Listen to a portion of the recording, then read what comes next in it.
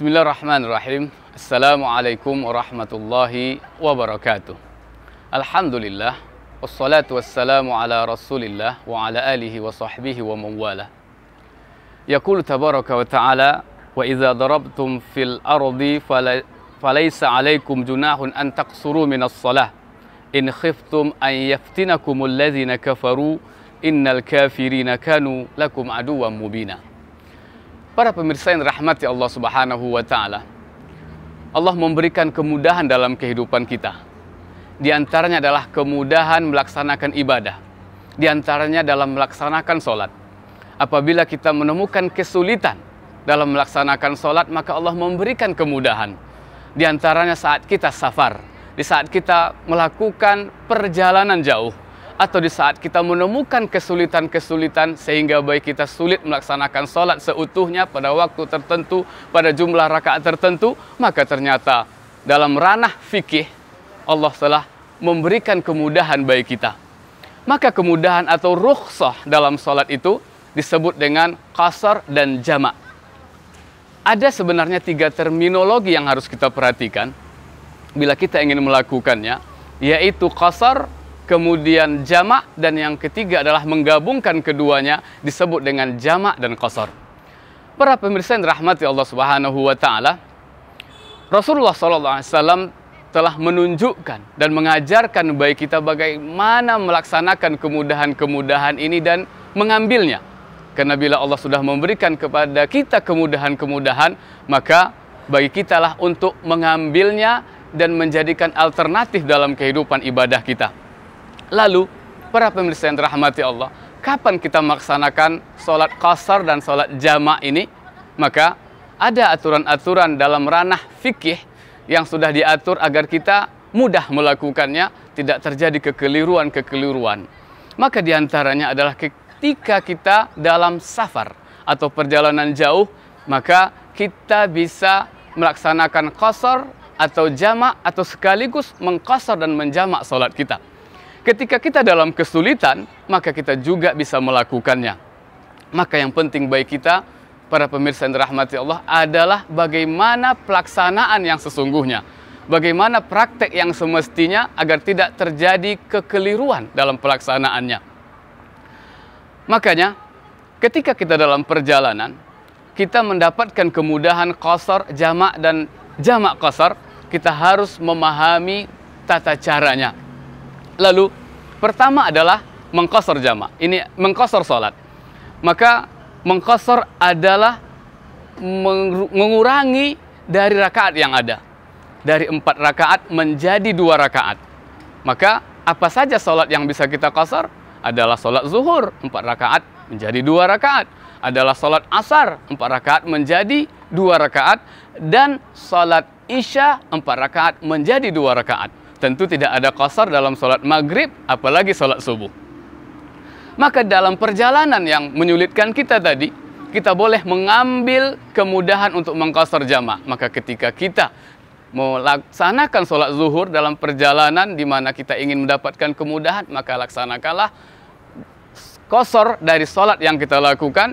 Misalnya sholat zuhur yang semestinya 4 rakaat, maka kita kerjakan 2 rakaat saja. Sholat asar yang semestinya 4 rakaat, maka kita laksanakan 2 rakaat saja. Begitu pula dengan sholat isya. Dan ini adalah terminologi pertama. Dan yang kedua adalah menjamak sholat. Menjamak artinya menggabungkan 2 waktu sholat. Aturan yang ada dalam ranah fikih adalah sholat zuhur dengan sholat asar, sholat maghrib dengan sholat isya. Lalu bagaimana melakukannya? Ada dua macam tata caranya, yaitu jamak takdim dan yang kedua adalah jamak takhir. Apa yang disebut dengan jamak takdim? Adalah mendahului. Maka ketika kita sholat zuhur, pada waktu zuhur kita ingin menjamak dan menggabungkannya dengan sholat asar, maka kita melaksanakan sholat asar, kemudian kita berdiri kembali untuk melaksanakan sholat. Ketika kita melaksanakan sholat zuhur di waktu zuhur, lalu kita ingin melaksanakan sholat asar di waktu zuhur, maka itu disebut dengan menjamak 2 waktu sholat. Maka begitu pula dengan sholat maghrib dan isya. di waktu maghrib kita melaksanakan 2 waktu sholat sekaligus. Sholat maghrib dan kemudian sholat isya. Maka ini disebut dengan jamak takdim. Namun ada kemungkinan bagi kita untuk melakukan yang kedua, yaitu jamak takhir. Apa yang disebut dengan jamak takhir? Yaitu melakukannya di akhir waktu zuhur dan asar, tapi kita laksanakan pada waktu asar. Lalu bagaimana kita melakukannya? Ada 2 pilihan. Bila kita melakukannya sendiri, maka kita mulai dengan urutannya yang ada. Maka urutannya adalah sholat zuhur, lalu kemudian kita berdiri kembali melaksanakan sholat asar. Tetapi juga kita diberikan kemungkinan untuk mengikuti jamaah yang ada di masjid, walaupun mereka melaksanakan sholat asar, maka kita ikut bersama jamaah untuk melaksanakan sholat asar, lalu kita kemudian berdiri kembali untuk melaksanakan sholat zuhur yang tadi terlewatkan. Maka begitu indah bila kita memahami kemudahan-kemudahan yang Allah berikan. Para pemirsa yang dirahmati Allah Subhanahu wa Ta'ala, maka ada satu kemungkinan lain yang bisa kita lakukan, yaitu menggabungkan antara qasar dan jamak. Kita boleh menggabungkan antara qasar dan jamak, yaitu kita menjamak salat dan sekaligus kita mengqasarnya. Maka misalnya, ketika kita melaksanakan salat zuhur, kita melaksanakan secara qasar 2 rakaat, kemudian kita kembali berdiri melaksanakan salat asar juga 2 rakaat. Maka akhirnya kita memahami begitu mudahnya aturan-aturan fikih yang memberikan kemudahan kepada kita dalam pelaksanaan salat, sehingga salat kita bisa terlaksana dengan sebaik mungkin. Dan Rasulullah apabila mendapatkan satu kemudahan, dia tidak pernah abaikan. Para pemirsa yang rahmati Allah Subhanahu wa Ta'ala, "Shallu kama ra'aitumuni usolli." Itulah hadis Nabi yang mengatakan, salatlah kamu sebagaimana kamu melihat aku salat.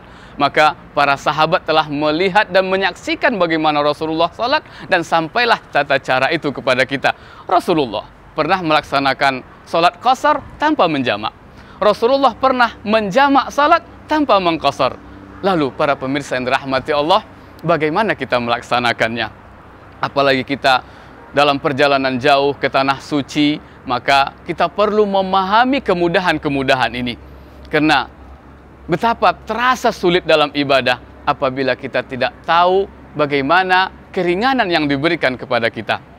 Maka dengan al-fahmu, dengan pemahaman, dengan ilmu, insya Allah beribadah akan menjadi lebih mudah.